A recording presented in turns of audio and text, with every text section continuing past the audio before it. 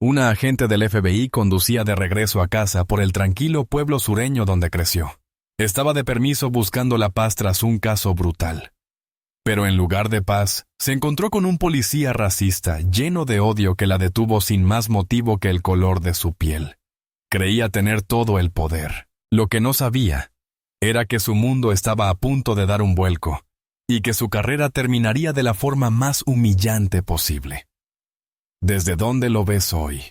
Desde tu sala, desde tu oficina, donde sea que estés, ponte cómodo porque estás a punto de escuchar una historia de justicia fría. Haznos un favor y suscríbete porque no querrás perderte lo que ocurre cuando un depredador uniformado elige a la presa equivocada. El sol de Georgia era un peso físico, presionando el asfalto de la carretera de 2 carriles y convirtiendo el aire en una neblina brillante. Dentro de la fresca cabina climatizada del Lincoln Continental de 1969, meticulosamente restaurado, de su padre, la agente especial Jasmine Jazz Carter sintió que un nudo en el estómago comenzaba a aflojarse por primera vez en meses.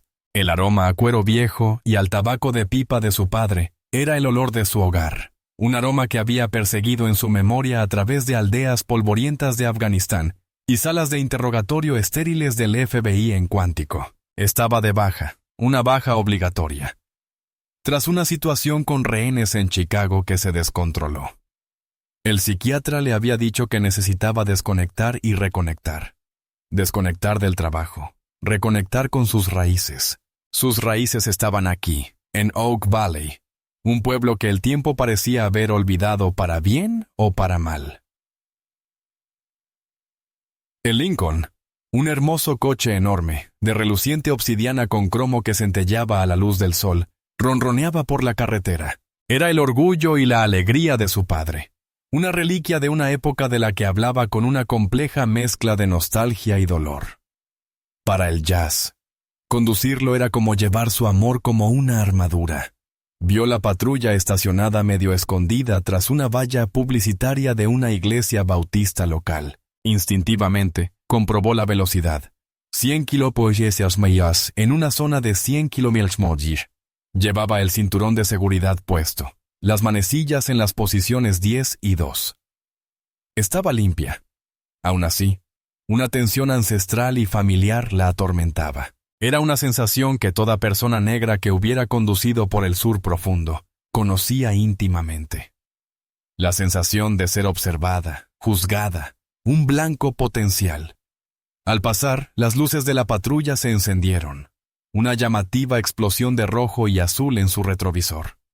Jazz apretó la mandíbula, suspiró. Una exhalación larga y cansada que arrastraba consigo el peso de los últimos 6 meses. Hizo la señal. Detuvo el pesado coche en el arcén de grava y apagó el motor. El repentino silencio solo lo rompió el tic-tac del motor al enfriarse y el canto de las cigarras. Observó por el retrovisor cómo el agente se tomaba su tiempo. Era un hombre blanco, de unos 30 y tantos años, con un cuello grueso que se tensaba contra el cuello de su uniforme y un paso arrogante que denotaba una autoridad inmerecida. Se ajustó las gafas de sol de espejo, con la mano apoyada con indiferencia en la culata de su arma. Era una pose ensayada para intimidar. Jazz bajó la ventanilla. El aire húmedo se le pegó a la piel al instante.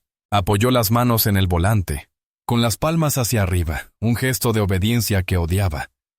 Pero sabía que era necesario para sobrevivir. «Licencia y matrícula», dijo el agente con voz apagada.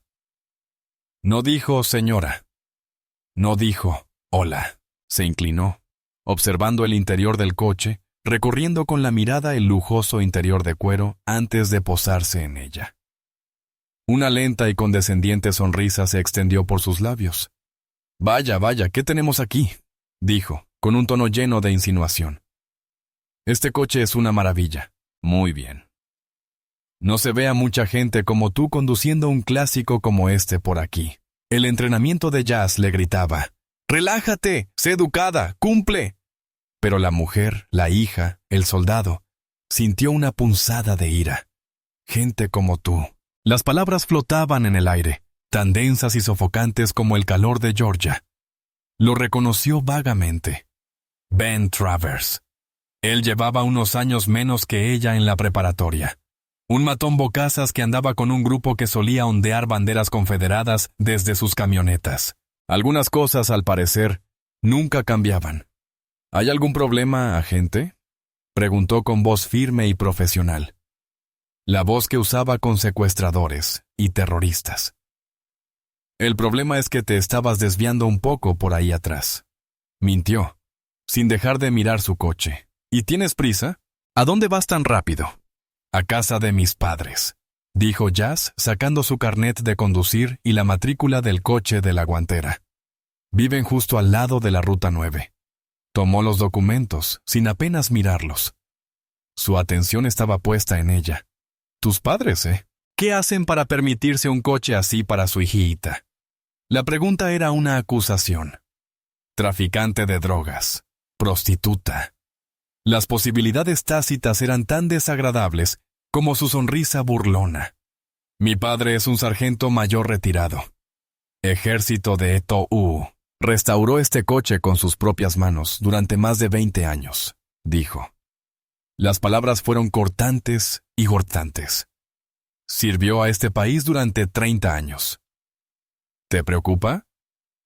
La sonrisa burlona en el rostro de Travers se desvaneció por un segundo, reemplazada por un destello de fastidio. No esperaba la resistencia. Se golpeó el nudillo con la licencia de conducir. Jasmine Carter. Te recuerdo. Siempre pensé que eras demasiado buena para este pueblo. Te fuiste y te uniste al ejército, ¿verdad? Sí, dijo ella. Y ahora has vuelto, reflexionó, apoyado en la puerta, invadiendo su espacio. Se bajó las gafas de sol, y ella vio el desdén frío y vacío en sus ojos azul pálido. Sabes, una belleza como tú conduciendo un coche tan elegante. Atrae la atención equivocada, hace que la gente se pregunte. Deberías tener más cuidado. Su voz se redujo a un susurro conspirador, casi lascivo. Pero no te preocupes. Estoy aquí para protegerte y servirte. Te vigilaré especialmente mientras estés en la ciudad. La amenaza era clara. La condescendencia, el racismo, el cismo. Todo se fundía en un veneno familiar y repugnante. Esto no era una parada de tráfico. Era una maniobra de poder. Era un hombre con placa y pistola que le recordaba a una mujer negra su lugar en el mundo. Y en ese instante, Jazz supo que su permiso había terminado oficialmente. El olor a asfalto caliente y agujas de pino. Normalmente un aroma reconfortante y hogareño. De repente olió a Kandahar. Las palabras de Travers, impregnadas de un veneno que ella conocía demasiado bien, fueron el detonante. Por una fracción de segundo, la carretera de Georgia se disolvió. El calor abrasador no provenía del sol sobre el asfalto. Provenía del suelo desértico. El uniforme del oficial no era el típico marrón y canela del departamento de policía de Oak Valley. Era la silueta de un combatiente enemigo. El fantasma de un recuerdo. El sabor metálico del miedo y la adrenalina le inundó la boca. El peso fantasma de su rifle Metro presionaba su hombro. Respira, Carter. Controla el campo de batalla. La voz de su antiguo sargento instructor resonó en su cabeza. Un salvavidas en la repentina y violenta tormenta de su TEPT. Apretó el volante forrado en cuero, el volante de su padre, y se concentró en la profunda e intrincada beta. Era real. El Lincoln era real. Esto era Oak Valley, no la provincia de Helmond. ¿Algo más, oficial Travers?, preguntó Jazz con una voz baja y peligrosamente calmada. Había llevado al soldado de vuelta a su jaula, pero ésta vibraba. Travers pareció percibir el cambio en el ambiente, el cambio en su actitud, de sumisa a más dura. Solo sirvió para divertirlo, para incitarlo. Se apartó de la puerta del coche, retrocediendo medio paso, pero su ataque verbal se intensificó. «Sabes, Carter, este pueblo tiene reglas», dijo, sacando pecho. «Aquí nos gusta mantener la discreción. No nos gusta que vengan agitadores de fuera, provoquen problemas, presuman dinero con coches de lujo que no deberían conducir. Las palabras eran un eco directo de las historias que contaba su abuelo. Historias de sheriffs y miembros de clanes en los años 50 y 60, de hombres negros que fueron golpeados, o algo peor por atreverse a poseer algo bonito, por atreverse a mirar a un hombre blanco a los ojos. Travers era una reliquia viviente de ese odio, un fantasma con uniforme moderno. El trauma generacional era algo físico, una presión que se acumulaba tras sus ojos. «No soy un agitador», dijo Jazz, con los nudillos blancos en el volante. «Estoy visitando a mi familia. ¿Me vas a multar por una infracción que no cometí o me vas a dejar ir? ¿Te estás poniendo agresivo?», se rió entre dientes. Un sonido desagradable de calificación. «Ese es el problema con ustedes. Te doy 1 centímetro y crees que mandas. Vuelves con tu actitud de ciudadana, creyéndote mejor que nosotros». Se acercó de nuevo, con el aliento agrio, pero sigue siendo solo una niñita negra del lado equivocado de Oak Valley. Y yo soy la ley aquí. Harías bien en recordarlo. Sin que ninguno de los dos lo vea, 1 kilómetro más adelante, una vieja Ford F-150 bollada redujo la velocidad. Al volante estaba el jefe de policía Frank Miller, un hombre cuyo rostro era un mapa de carreteras de sus 68 años. Iba camino a casa, a solo 3 semanas de su jubilación. Vio la silueta distintiva del Lincoln Continental en el arcén y la patrulla de Ben Travers detrás. Reconoció el coche al instante. Ese era el coche de Jimmy Carter. Había ayudado a Jimmy a instalar el carburador el otoño pasado. Una sonrisa se dibujó en sus labios, pensando que la novia de Jimmy debía de estar en casa. Sabía que Jazz lo había pasado mal, pero entonces vio la postura agresiva de Travers, asomado a la ventana. Llevaba meses recibiendo quejas sobre Travers. Fuerza excesiva, mala actitud, rumores de diatribas racistas en el vestuario. El buen humor de Frank se desvaneció, reemplazado por un terror gélido. Estacionó su camioneta en la entrada sombreada de un camino de acceso de tierra a unos 180 metros, parcialmente oculto por un matorral de crepe mirto. Apagó el motor y observó. Algo andaba mal. Su instinto, agudizado por 45 años en la policía, se lo decía. Confiaba más en su instinto que en Ben Travers. En el Lincoln, Travers no había terminado. Se estaba divirtiendo demasiado. «Dime, Yasmín», dijo, con un tono de voz fingido y amistoso, más amenazante que su ira. «¿De qué se gana la vida una chica como tú? Porque me cuesta creer la historia de que solo visité a mis padres». La falta de respeto calculada, la erosión deliberada de su dignidad, socavaron el control de Jazz. El soldado en su cabeza ya no estaba haciendo temblar la jaula. Estaba forzando la cerradura. Cada gramo de su entrenamiento en el FBI le decía que documentara, que aguantara, que dejara que el sistema se encargara después. Pero cada cicatriz en su alma, cada historia que su familia le había transmitido sobre cómo sobrevivir en este mismo pueblo, clamaba por una respuesta diferente. Miró a Travers, la petulante seguridad en su rostro, la placa que llevaba como licencia para su odio. Respiró lenta y pausadamente, la calma final antes de la tormenta que estaba a punto de desatar. «Oficial Travers», comenzó Jazz, con la voz desprovista de toda emoción. Era la voz que usó para las advertencias finales, la que indicaba que la ventana para desescalar la situación se estaba agotando rápidamente. «Tu cámara de tablero está grabando esta interacción. Tu cámara corporal, si la llevas, también está grabando. Cada palabra que has dicho, cada acusación que has hecho ha sido documentada». La sonrisa de Travers se desvaneció. No se esperaba esto. Esperaba lágrimas, miedo o tal vez rabia impotente. No se esperaba esta fría detención procesal. «Le informo formalmente que esto ha dejado de ser una parada de tráfico legal». Jazz continuó, con la mirada fija en él. Ya no era solo una conductora. Era una autoridad que establecía un récord. Ha incurrido en un patrón de acoso basado en mi raza y género. Ha llevado a cabo una expedición de pesca sin causa probable. Ha hecho declaraciones calumniosas y despectivas.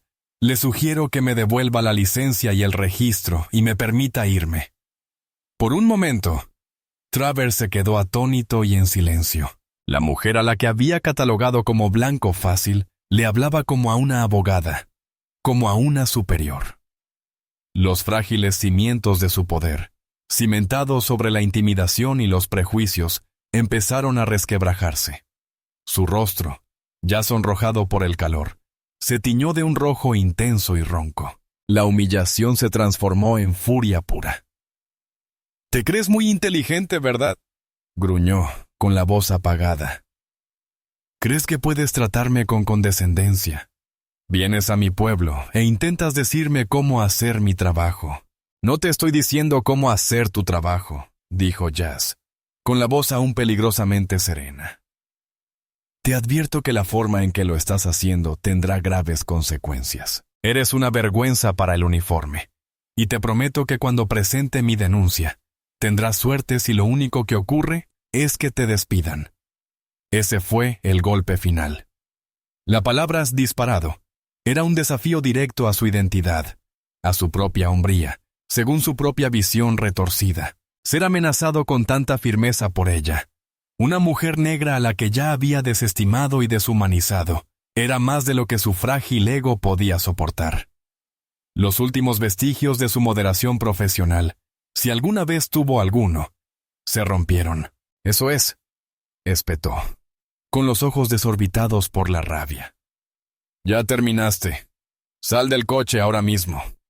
Alargó la mano hacia la manija de la puerta, pero Jazz fue más rápido. La cerradura se cerró con un golpe seco.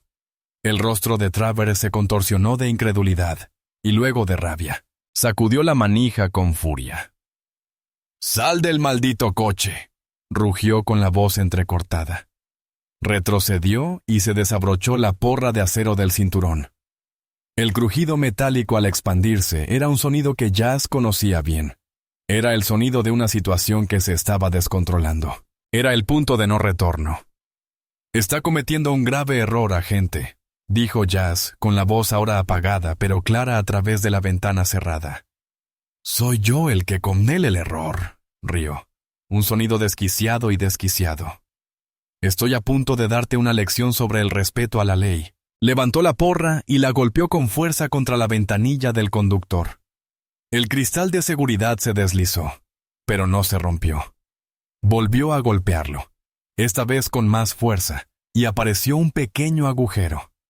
A través del cristal roto, Jazz vio la violencia cruda y desenfrenada en sus ojos. Ya no era policía. Solo era un matón armado. Su entrenamiento, toda su experiencia, se disparó a un nivel inimaginable. La batalla interna había terminado. El soldado no solo había salido de la jaula, estaba al mando. Evaluación de amenazas. Peligro físico inminente. Armado como un acecho. Espacio confinado. Objetivo. Neutralizar la amenaza. Asegurar la supervivencia. Mientras Travers se encogía para un tercer ataque, Jazz abrió la puerta con todas sus fuerzas. La pesada puerta de acero lo atrapó en pleno golpe, impactándole en la cadera y desequilibrándolo. Se tambaleó hacia atrás, gruñendo de dolor y sorpresa. Era toda la apertura que necesitaba. En un movimiento fluido y explosivo. Ella había salido del coche. El mundo parecía ralentizarse, cada detalle, nítido y claro. El destello del sol en su bastón, la saliva que salía de sus labios al maldecir, el olor de su colonia barata y sudorosa.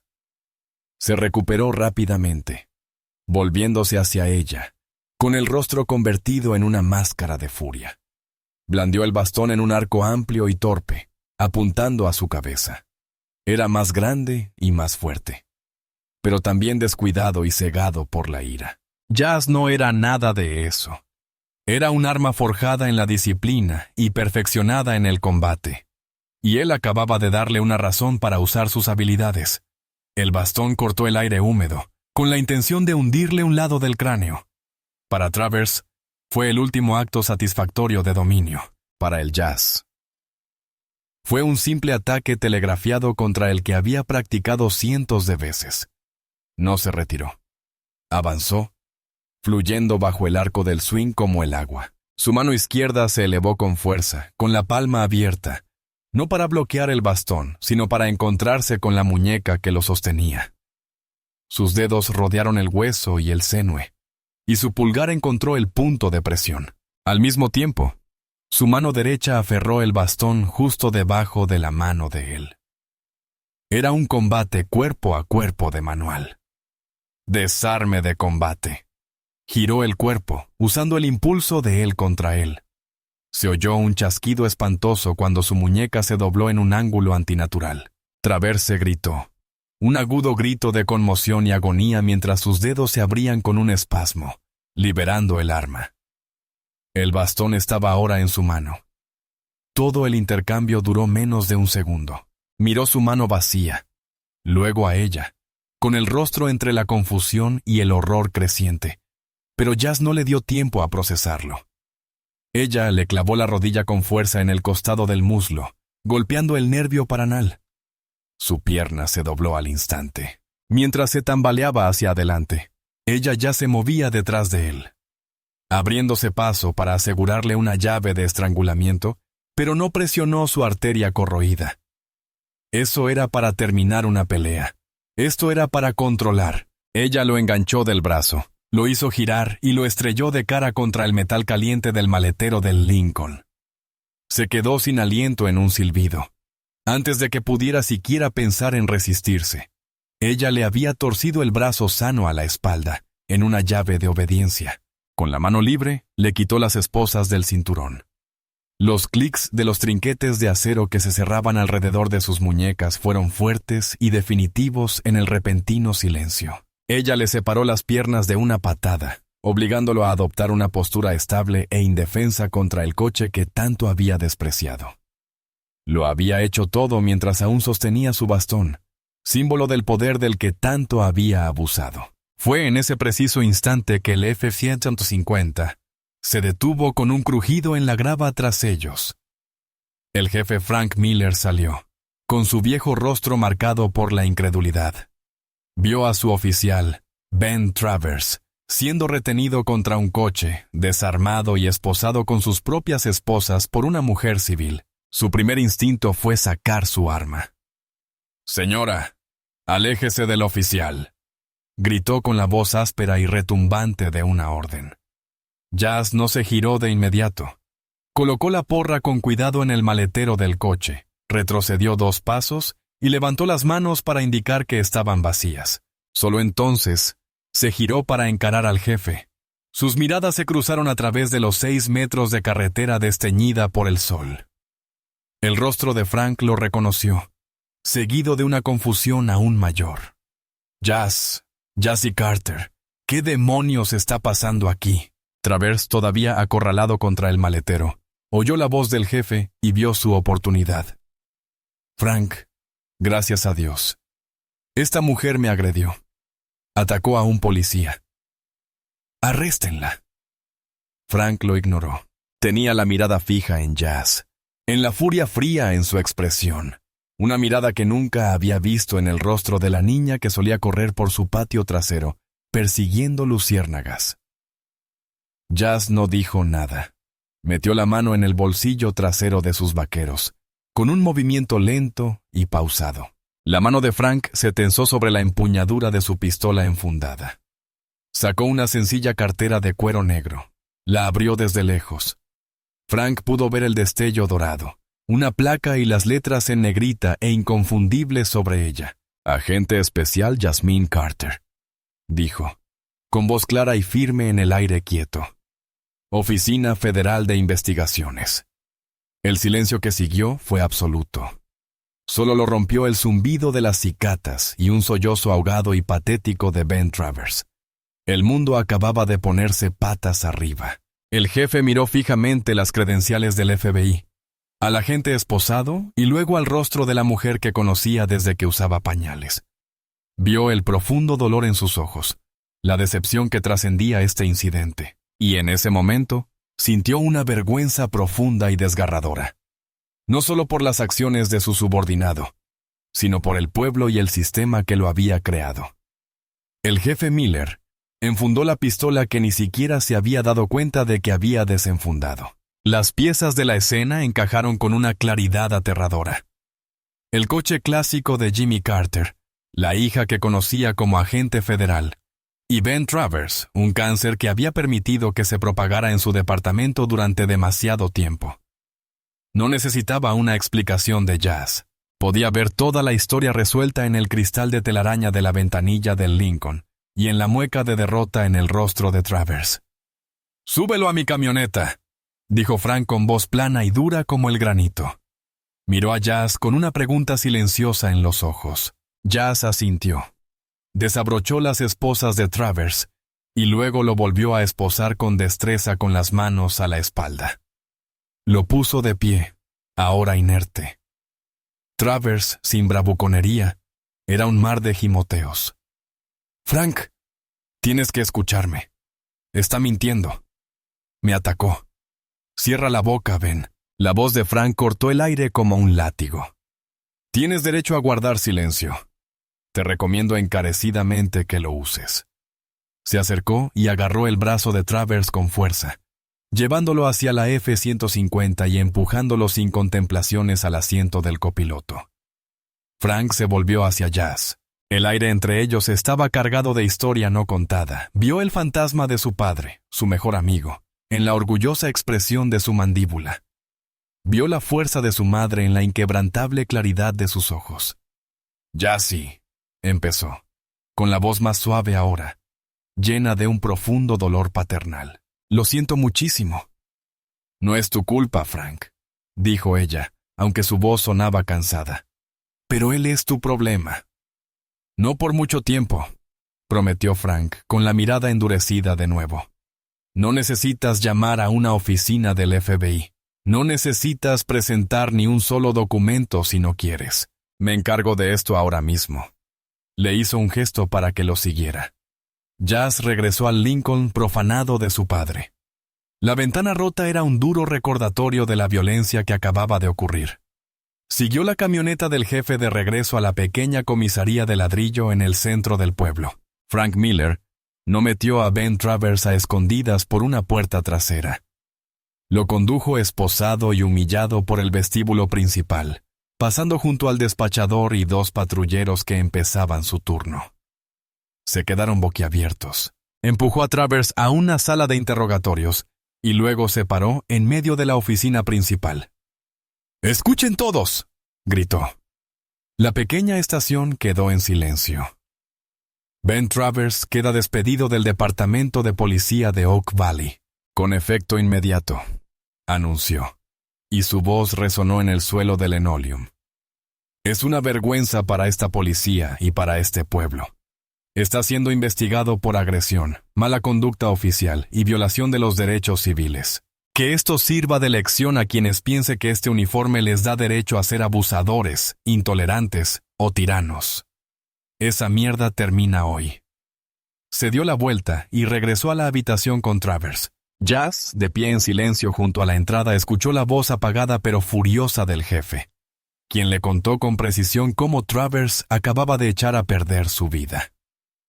Una hora después, Frank apareció, con aspecto de 10 años mayor. Le entregó a Jazz su licencia y matrícula. Ya lo procesaron. El día bajará a hablar con él. Lo acusarán. Miró más allá de ella, hacia la puerta principal, hacia la plaza del pueblo. He estado avanzando lentamente hacia la jubilación. Jazz, haciendo la vista gorda ante cosas que no debería. Dejo que hombres como él se sientan cómodos aquí. La miró a los ojos, con una mirada llena de vergüenza y una renovada determinación. Se acabó. Mis últimas 3 semanas en este trabajo van a ser de limpieza. Voy a empezar una revisión interna completa. Voy a pedirle al Estado que supervise. Voy a acabar con todo lo podrido. Se lo debo a tu padre. Se lo debo a este pueblo. Y sin duda, te lo debo a ti. Ya se asintió lentamente. No fue una victoria perfecta. Las heridas psíquicas del encuentro persistirían. Los recuerdos que había desenterrado tardarían en desaparecer, Pero al ver al viejo jefe erguirse un poco más, su propósito se renovó. Sintió un destello de algo que no había sentido en mucho tiempo. No era triunfo, pero era una forma de justicia. Era el satisfactorio y silencioso clic de un equilibrio que se restablecía. Había regresado a casa buscando la paz y se encontró con una guerra. Pero al ganarla, quizá había contribuido a traer una paz más duradera al pueblo que había dejado atrás. Esa noche, Jas se sentó en el columpio del porche de sus padres, con un vaso de té helado humedecido en la mano. El crujido rítmico de las cadenas era un sonido familiar y reconfortante de su infancia. Su padre estaba sentado a su lado, en silencio, con su mano grande y callosa apoyada en su hombro. El jefe Miller ya lo había llamado para contárselo todo. No quedaba nada más que decir. La comprensión mutua fluía entre ellos, como la suave brisa del atardecer. La ventana rota del Lincoln había sido cubierta con plástico, una solución temporal. Pero la cicatriz del día persistía. La justicia, reflexionó Jas, era algo extraño y complejo. Hoy había sido rápida y decisiva. Un hombre malo había sido despojado públicamente del poder del que había abusado con tanta alegría. Un hombre bueno había sido conmovido y llevado a un noble acto final de redención. Pero ella sabía que esta era solo una batalla. El odio que alimentaba a hombres como Travers no nació de la nada. Se cultivó en la tierra de la ignorancia y el miedo, transmitido de generación en generación. Erradicarlo no fue tarea fácil. La victoria le pesaba. Llegó a costa de su paz, reabriendo viejas heridas tanto de su pasado militar como de la historia de su familia en este mismo pueblo. Pero a medida que el sol se ponía en el horizonte, tiñendo el cielo de tonos naranjas y morados, sintió que una tranquila determinación la invadía. Era soldado y agente de la ley. Su trabajo no era sentirse triunfante, era mantenerse en la línea entre el orden y el caos, entre la decencia y la depravación, y mantenerla. Hoy se mantuvo firme. Y por ahora eso era suficiente. ¿Qué opinas? ¿Fue suficiente la respuesta del jefe para realmente generar un cambio en un pueblo con problemas tan arraigados? ¿Alguna vez has presenciado un abuso de poder y has deseado poder hacer lo que hizo Jas? Cuéntanos tu opinión en los comentarios. Tus historias y perspectivas son lo que hace que esta comunidad sea tan poderosa.